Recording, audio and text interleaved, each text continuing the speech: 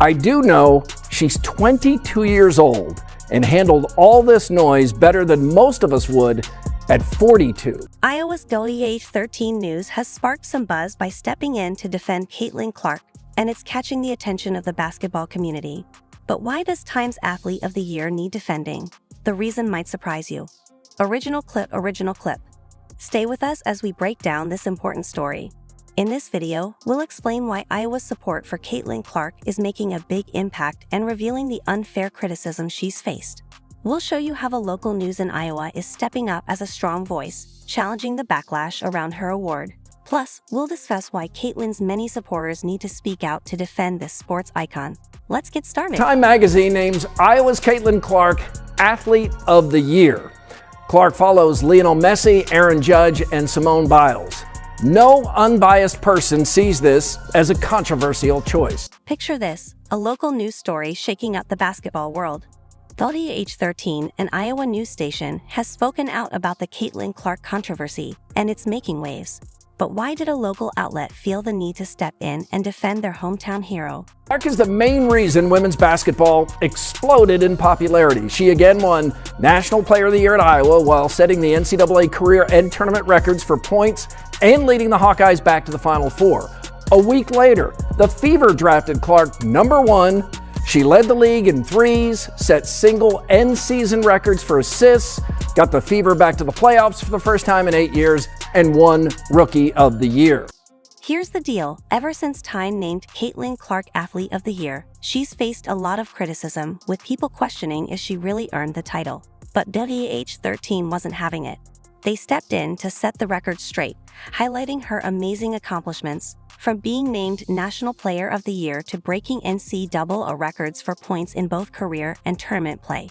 Caitlin led the Hawkeyes all the way to the Final Four. These aren't just impressive stats, they're history-making. Many of the people giving hot takes didn't actually read it, just like some responding to this commentary won't actually watch it. But it's not just about the stats. The article dives deeper, directly addressing the criticisms. One major point critics have raised is that Caitlin Clark's success is a result of privilege, trying to downplay her accomplishments. But the article turns that argument around. It also tackles the idea that celebrating Clark somehow diminishes other players. They make a bold comparison, pointing out that Clark isn't the first to bring attention to a sport people may have overlooked. They even draw parallels to icons like Michael Jordan and Serena Williams. This strong statement really puts Clark's impact into perspective. Most viewed WNBA player page and the most viewed college player page. 50 out of 50 states at Iowa and 50 for 50 Fever. She's the face of women's basketball. Clark's impact on attendance and television ratings is, relatively speaking, unlike anything we've seen.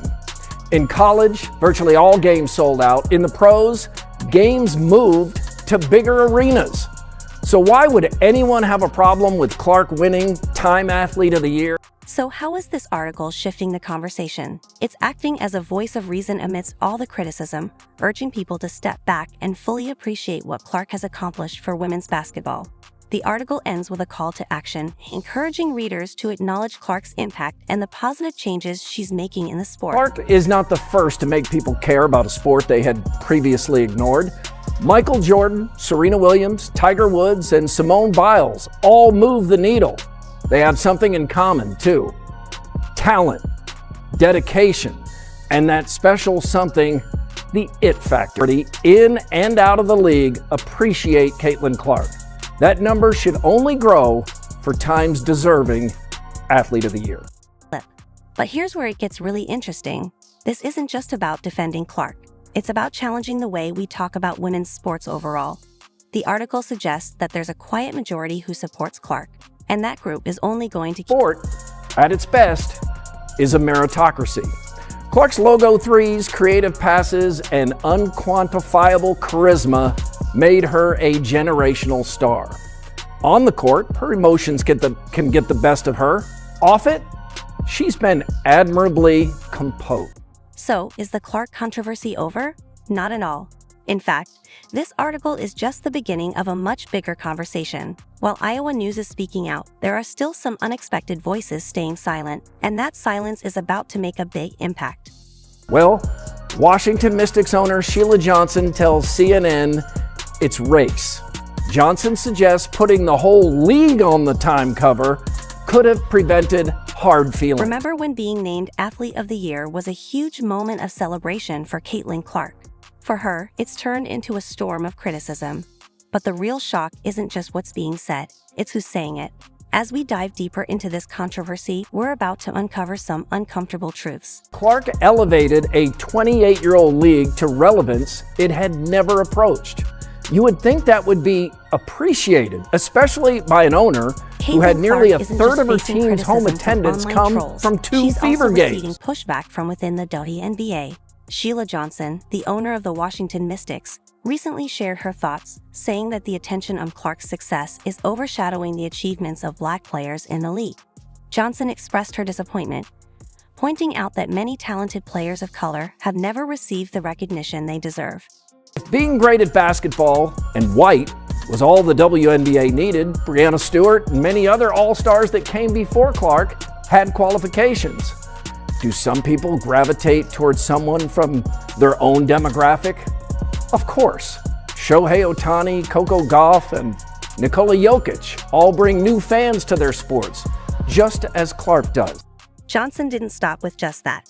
She went on to suggest that Time magazine should have featured the entire WNBA on its cover instead of focusing solely on Clark. She questioned, why not put the whole WNBA on the cover and say the league is the year's best because of all the talent we have? Her comments are stirring up strong reactions and sparking important conversations about representation in sports. Did not say she didn't deserve to win or apologize for being white. She said she's earned every single thing, which she has, and added, quote, as a white person, there is privilege.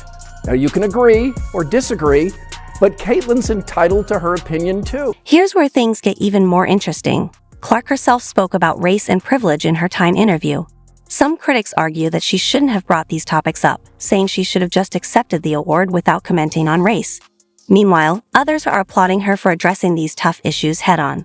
It seems like no matter what Clark says or does, she can't please everyone. I don't know what Caitlin Clark's politics are, and I don't need to know. I just love watching her play basketball. So, how will Clark handle all this criticism? It's a tricky situation. On one hand, she's being recognized for her amazing accomplishments. On the other, she's facing pushback from within the league she's part of. Her remarks about race and privilege are sparking controversy, but they're also starting important discussions about representation in women's basketball. Here's the thing, even though the criticism is loud, Clark isn't facing it alone. Some influential voices are speaking out in her defense, and their support could make a big difference. If you're enjoying this video, be sure to like, subscribe, and turn on notifications. We really appreciate you watching. Now, let's dive back in. Best basketball player, female player on the planet, and getting everybody into women's sports and women's basketball. A surprising turn, some of the biggest names in sports are stepping up to defend Caitlin Clark, raising an interesting question. Why are these established stars backing a newcomer in professional basketball? As the criticism toward Clark grew, legends from various sports began to speak out in her defense. Olympic medalist Gabby Thomas didn't just tweet support, she fiercely stood up for Clark on social media. When Riley Gaines criticized Clark, Thomas fired back, telling her to sit this one out. Tennis icon Chris Evert also weighed in, saying Clark earned the award through her talent and impact on and off the court. Most recently, Serena Williams shared her support, saying the negativity came from those who couldn't do what Clark does. Williams also opened up about facing similar criticism early in her own career. What's really striking is how these sports legends are willing to risk backlash to stand by Clark, putting their own reputations on the line to show she deserves recognition for both her skills and influence in basketball. She is in a no-win situation. No win. She didn't even say anything that inflammatory. It's the first time she ever spoke, and everyone's like, who supported her before? This support for Caitlin Clark goes beyond just defending her. It's sending a powerful message about recognizing talent and hard work, no matter someone's background or the sport they play.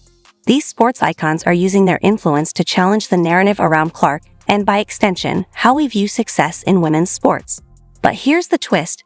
This high-profile backing isn't just shifting the conversation about Clark. It's encouraging us to rethink how we celebrate and critique athletes, especially women. These legends are essentially saying, "We've been through it. We know what it takes